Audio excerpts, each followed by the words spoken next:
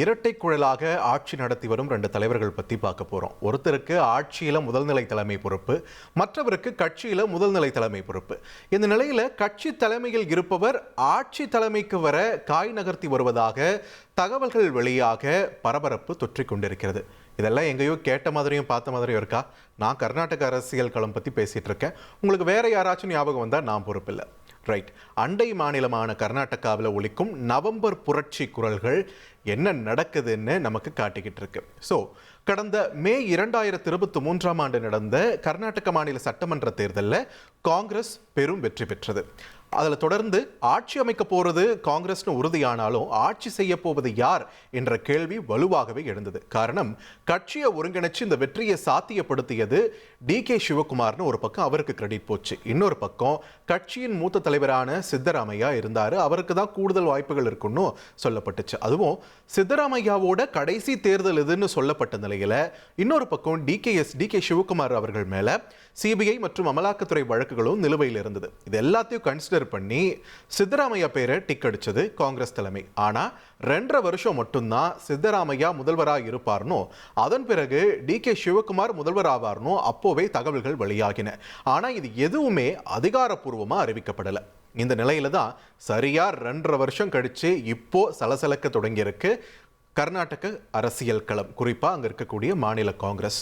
ஒரே கட்சி தான், ஒரே ஆட்சி தான், முதல்வர் துணை முதல்வர் அண்ணன் தம்பி போலன்னு காட்டிக்கிட்டாலும் 2 பேர் ஆதரவாளர்கள் தரப்புக்கும் இடையில மோதல் போக்கு திரைமறைவா தொடர்ந்துகிட்டே தான் இருந்திருக்கு.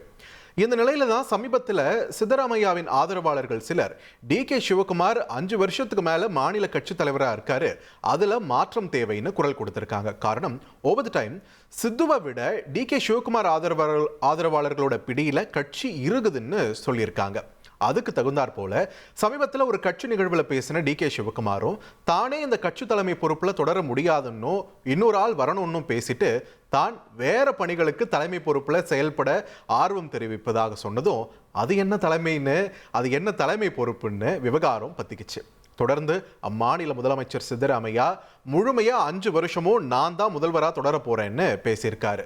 அவர் தரப்பு ஆதரவாளர்களோ மாநில கட்சி தலைமை பொறுப்புல இருந்து DK சிவகுமார் விடுவிக்கப்படணும்ன்றதையும் தாண்டி கூடுதலா துணை முதல்வர் பதவிகள் உருவாக்கப்பட வேண்டும்னு கோரிக்கை விடுக்க தொடங்க இது கர்நாடக துணை முதல்வராக இருக்கக்கூடிய சிவகுமாருடைய முக்கியத்துவத்தை குறைக்க மேற்கொள்ளப்படும் நகர்வாகவே பார்க்கப்பட்டுச்சு.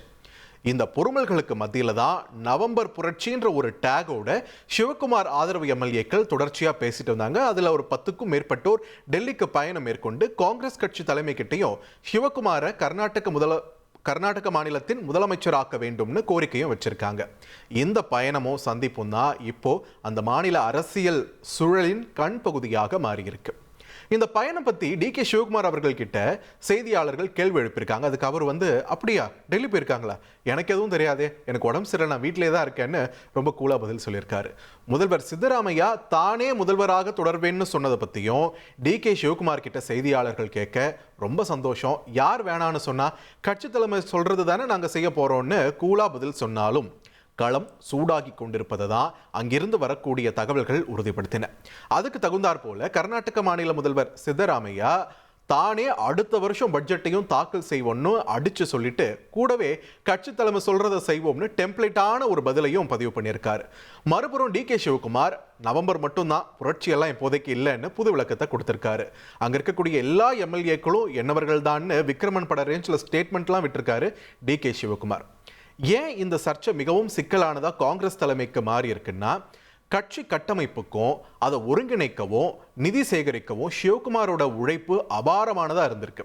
உகாலிகா சமூகத்தோட ஆதரவும் சிவகுமாருக்கு கூடுதல் பலமா இருக்கு. ஆனா சித்துவை பொறுத்த வரைக்கும் கட்சியின் மிக மூத்த தலைவராக இருக்காருன்றதையும் தாண்டி சிறுபான்மையினர், பிற்படுத்தப்பட்ட வகுப்பினர் மற்றும் பட்டியலின மக்கள் மத்தியில அபரிமிதமான ஆதரவு கொண்ட ஒரு தலைவராகத்தான் சித்தராமையா திகழ்ந்துட்டு இருக்காரு.